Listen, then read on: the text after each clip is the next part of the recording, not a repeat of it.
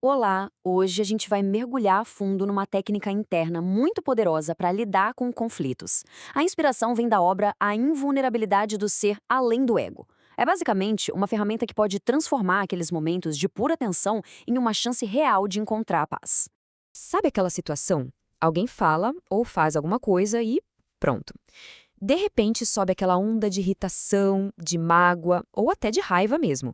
É uma experiência que todo mundo passa, super comum. Mas a forma como a gente reage a isso, isso sim pode ser bem diferente. Normalmente, qual é a nossa primeira reação? É revidar, se defender, se justificar. Essa resposta, que é quase automática, é o que a fonte chama de a armadilha do ego. Ela acaba puxando a gente para um ciclo de ataque e defesa, onde no fim das contas ninguém ganha e o sofrimento só aumenta. Mas e se existisse um outro jeito? Uma resposta que não acontece do lado de fora, mas que é inteiramente dentro da gente. Uma forma de, dar um curto-circuito nessa reação do ego antes mesmo que ela tome conta de tudo. É exatamente isso que a gente vai explorar agora. A proposta aqui é uma mudança consciente, uma escolha que se faz no exato momento da provocação. Não é nenhuma discussão filosófica complexa, não.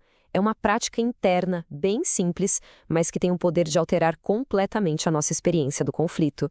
E aqui está a chave, a frase central dessa prática toda. Quando a gente se sente provocado, em vez de reagir para fora, a ideia é direcionar esse pensamento para outra pessoa.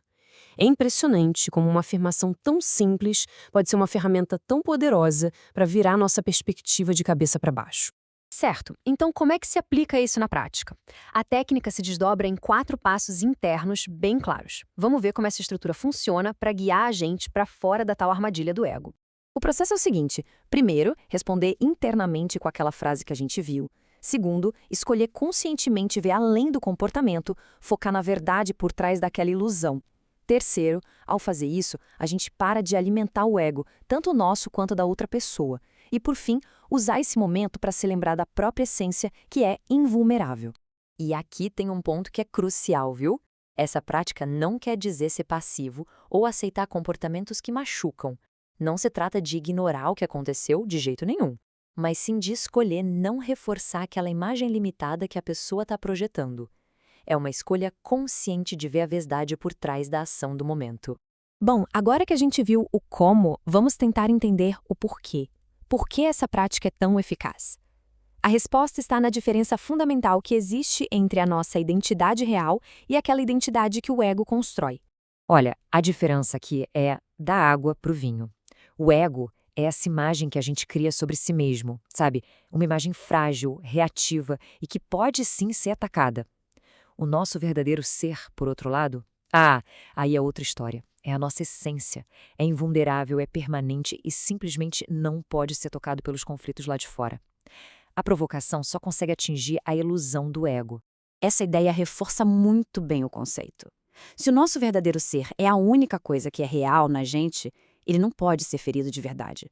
As palavras, as ações dos outros, elas podem até atingir a imagem que a gente tem, mas nunca a nossa essência. E reconhecer isso é a fonte da nossa força. E isso nos leva direto para o resultado final dessa prática. Não é só sobre se defender, mas sim um ato proativo de empoderamento, de retomar autoridade sobre a nossa própria paz interior. Retomar o poder nesse contexto significa exatamente isso: se tornar a pessoa que decide qual história é a real. É a história de ataque e vitimização do ego ou a história da verdade e da luz que continuam ali, intactas em todo mundo, não importa o comportamento exterior. Então, no final das contas, por que isso importa? Bom, os benefícios são profundos. Aquele ciclo vicioso de reatividade é quebrado, a gente recusa identificação com o papel de vítima em defesa, passa a reconhecer uma conexão mais profunda com a outra pessoa, que vai além do conflito, e, o mais importante de tudo, recupera-se a paz e a autoridade interior. Para terminar, fica essa reflexão. E se cada provocação, cada momento de irritação, não fosse um ataque, mas sim um convite? Um convite para a gente praticar essa visão, para fortalecer nossa conexão com o nosso ser invulnerável e, claro, para escolher a paz em vez do conflito. O que será que mudaria se a gente visse as coisas dessa forma?